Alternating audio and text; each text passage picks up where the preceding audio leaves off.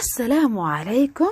امرأة يمنية عجوز اسمها مريم بلغت من العمر 95 عام، وكان لديها بنت وولد وماتوا بمرض السرطان، وكان لديها 3 أحفاد وقد ماتوا بحادث مؤلم، ولم يبقى أحد من عائلتها غيرها في فيلا في وسط حدة.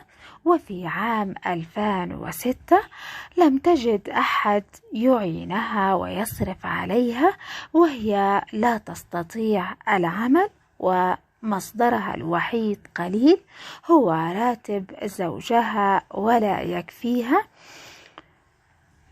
ولقد لاحظ أحد المحامين وضعها هذا، وأراد أن يستغل الوضع لصالحه، وعرض عليها أن يدفع مبلغ 200,000 ريال شهريا مقابل أن تعطيه الفيلا.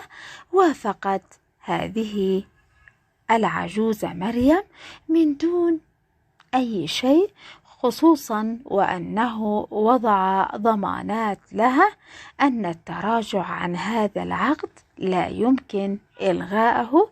أعتقد أن المحامي رأى أنها امرأة عجوز ولن تعيش أكثر من 1 أو 2 أو 3 بالكثير، ويحصل على الفيلا بسعر رخيص، لكن ما حصل غير ذلك تماما.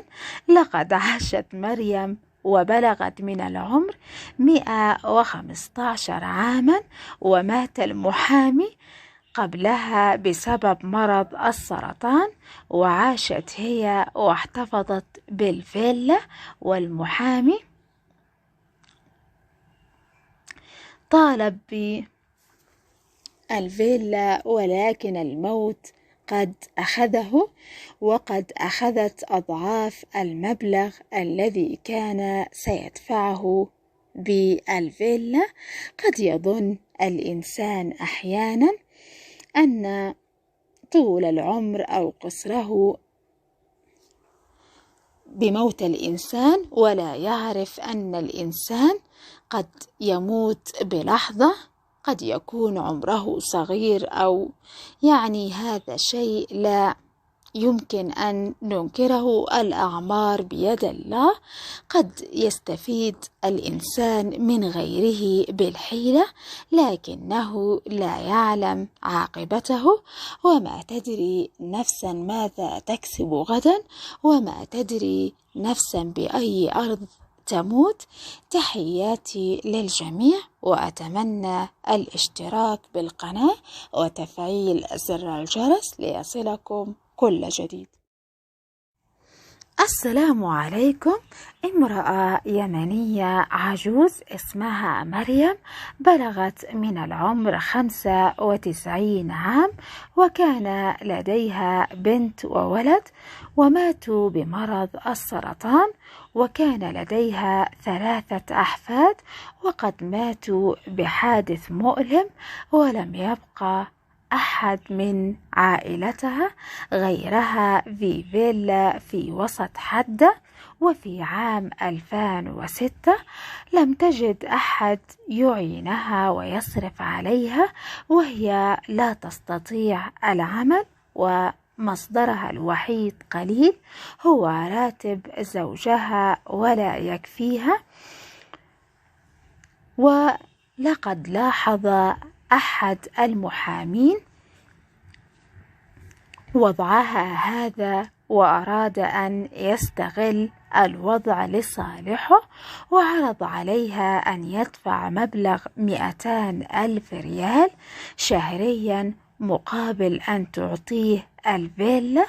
وافقت هذه العجوزة مريم من دون أي شيء، خصوصا وأنه وضع ضمانات لها أن التراجع عن هذا العقد لا يمكن إلغاءه.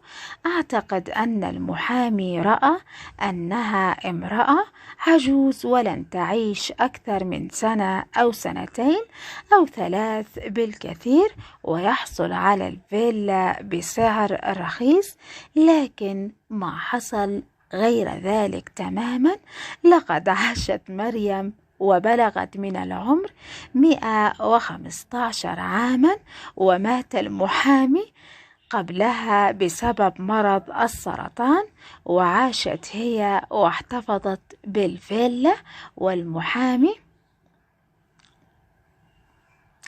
طالب بالفيلا ولكن الموت قد أخذه، وقد أخذت أضعاف المبلغ الذي كان سيدفعه بالفيلا. قد يظن الإنسان أحيانا أن طول العمر أو قصره بموت الإنسان، ولا يعرف أن الإنسان قد يموت بلحظة، قد يكون عمره صغير، أو يعني هذا شيء لا يمكن أن ننكره، الأعمار بيد الله.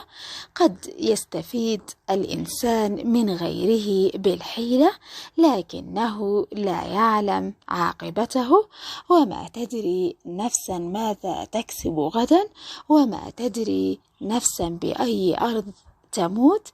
تحياتي للجميع، وأتمنى الاشتراك بالقناة وتفعيل زر الجرس ليصلكم